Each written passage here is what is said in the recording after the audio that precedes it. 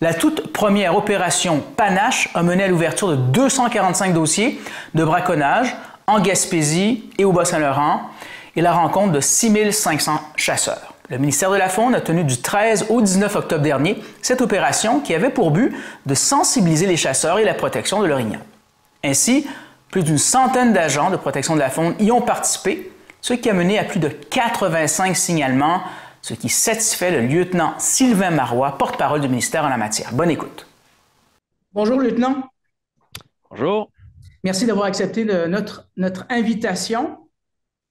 ça fait plaisir.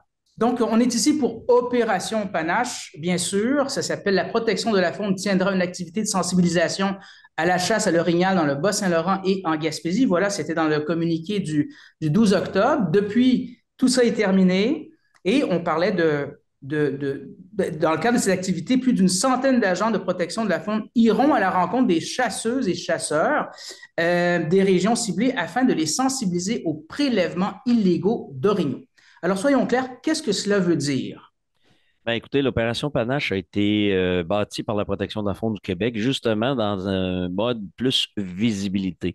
Habituellement, vous entendez parler souvent de nous dans les médias, les chasseurs entendent parler de nous par les médias de chasse-pêche, plus en mode on a fait une opération de braconnage, voici les résultats et tout ça. Donc là, on a un peu changé la vapeur et on a dit on va aller à la rencontre des chasseurs, on va se diriger directement où on a besoin d'être en période de chasse. Puis votre secteur, la Gaspésie et le Bas-Saint-Laurent, ben, vous recevez plus de 42 000 chasseurs en période de chasse à l'orignal pour une semaine. Donc, cette année, c'était du 13 au 19 octobre. Et notre but était d'aller les rencontrer directement sur place.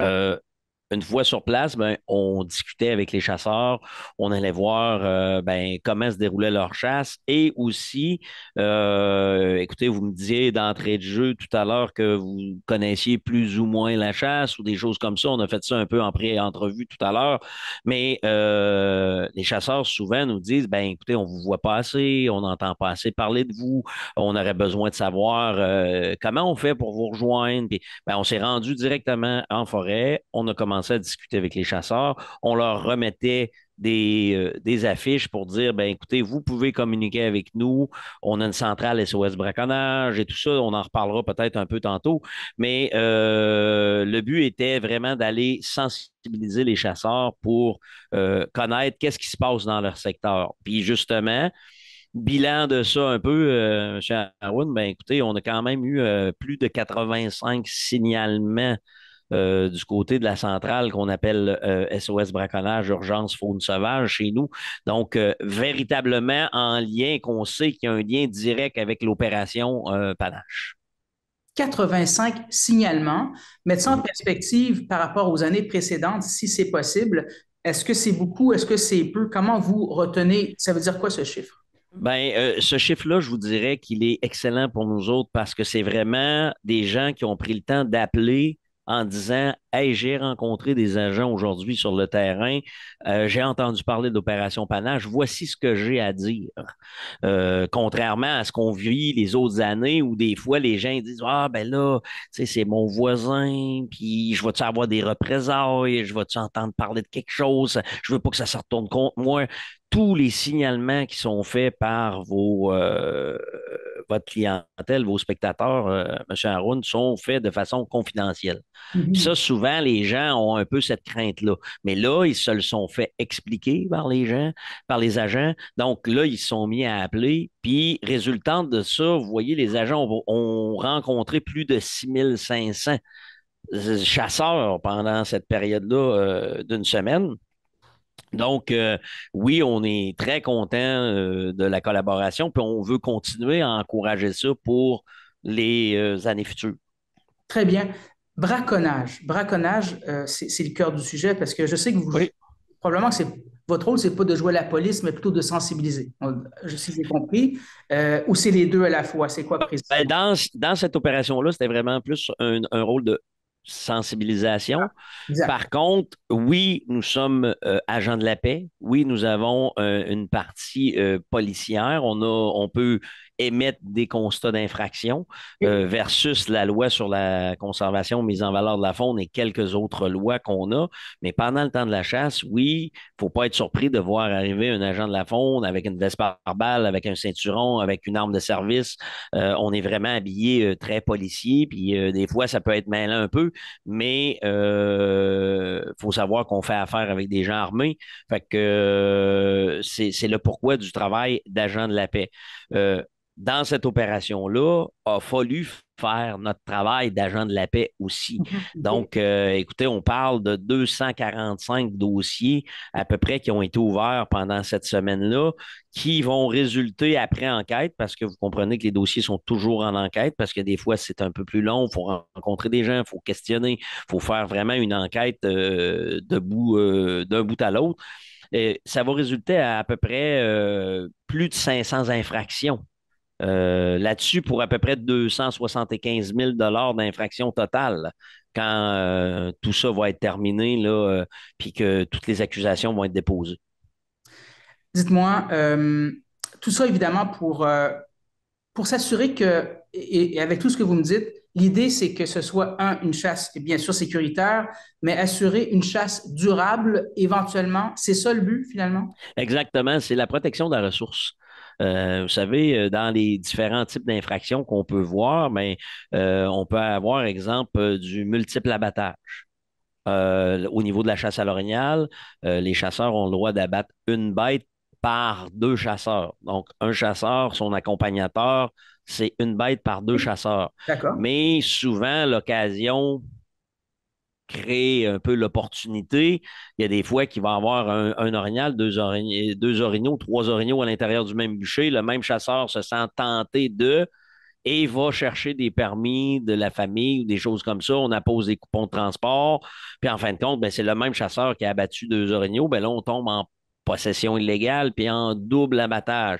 Puis là, ben, vous comprenez que si c'est un orignal par deux chasseurs, ben, si le chasseur se met à abattre un, deux, trois ou quatre orignaux, le même chasseur, ben, ça vient toucher directement la ressource faunique orignale du secteur. Donc, c'est pour ça qu'on est là, puis régulièrement, pour être capable de mettre fin à ça. Et c'est pour ça qu'on y allait en prévention aussi, pour venir dire aux gens, ben, si vous nous le signalez, bon, on vient donner un coup de main à cette population d'orignaux-là de vos secteurs. Très bien. Dites-moi si c'est possible d'avoir une idée du braconneur, braconneuse, je ne sais pas si c'est braconneuse ou braconneuse. Braconnier, Braconnier, oui, voilà, le allons-y. terme. Braconnier, braconnière, donc.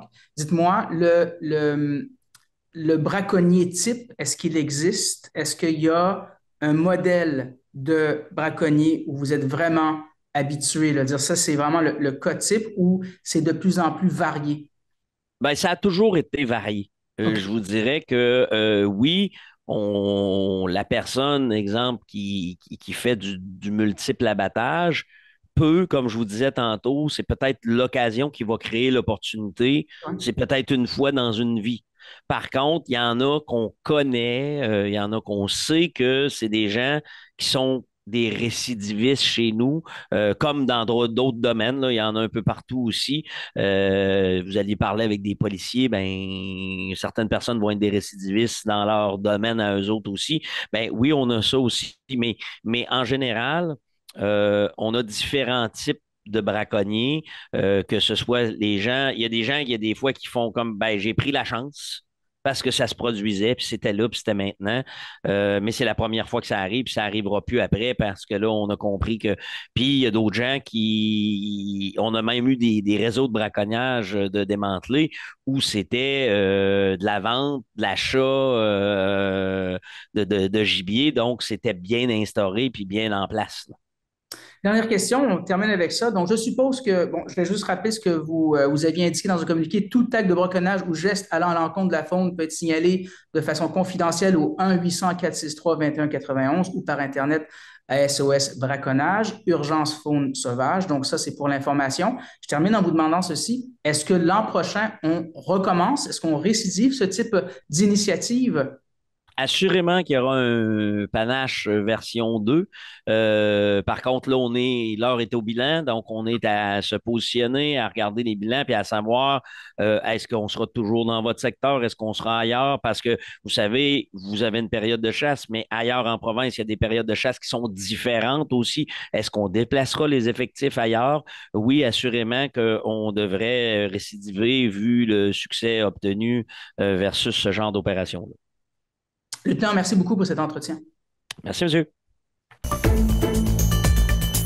Revoyez tous nos reportages sur notre site Internet.